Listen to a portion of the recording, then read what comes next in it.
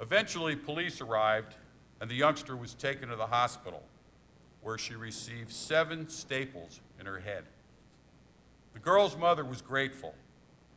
If this man of God, was not there, my daughter would not be here today, she said.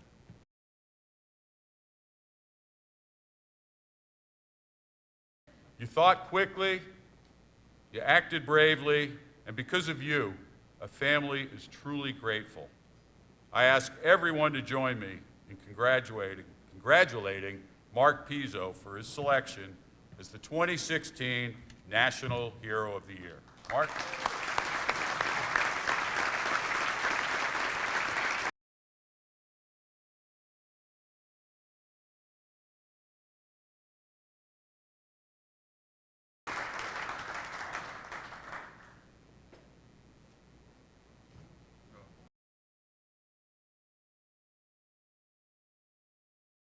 The best thing that was ever said to me after all this was done, even going on the Steve Harvey show, which really didn't matter.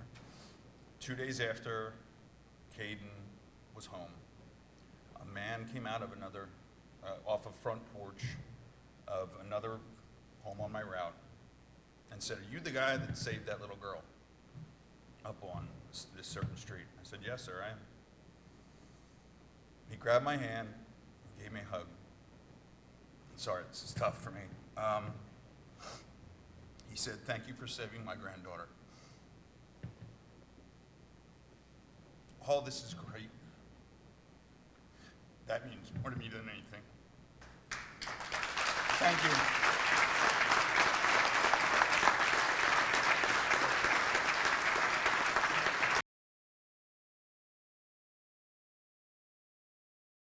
This day when I came into the cul-de-sac, first off, I saw a dog with the kids, which I had never seen before.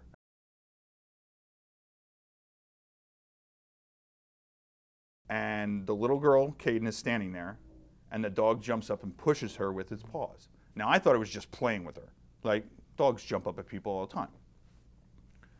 Once it did that, like, it kind of knocked her to her knees. And at that point, for some reason, I don't know if it was the little the ties in her hair, she had her hair braided, it grabbed the ties in her hair. And I'm like, this ain't right.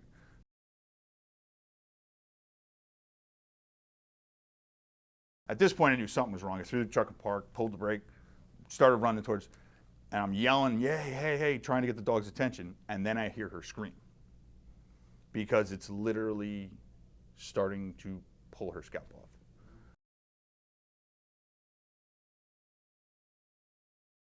As soon as I got near it, it started pulling her away from me, pulling her underneath this trampoline that's right there. Well, I'm yelling at the dog, grabbing the dog, and it wasn't letting go of her head. So I grabbed it by its muzzle, and it just wouldn't let, so I started to punch it. And it finally let her go, and I grabbed her and I threw her up on the trampoline.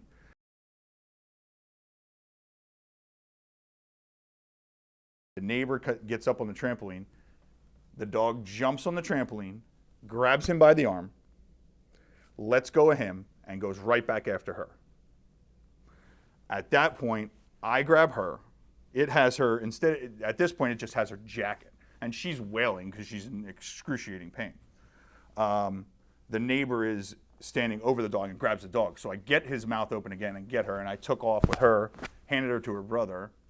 At this point, I have blood down my shirt, blood down my shorts, blood on my face. And I went and finished my route, and I didn't find out how bad her injuries were until the next day.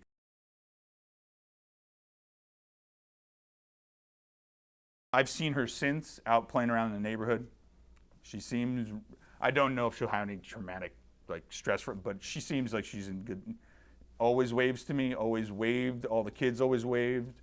I got thanked by all the little kids, "Hey, thanks for saving my friend," the whole 9 yards.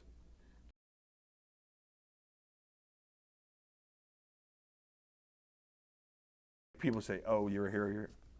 I did, at that moment, what I thought was the right thing to do, bar none, because the situation, if anyone else was in that situation, I would hope that they would do the exact same thing.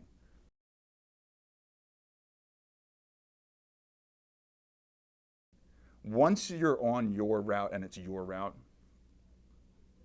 it's kind of like, hey, this is my chunk of the neighborhood. So, hey, I'm going to take care of that chunk. Make sure that chunk's okay, because I don't want something to happen to the people that I see every day and say hi to every day, or say hi to me every day, or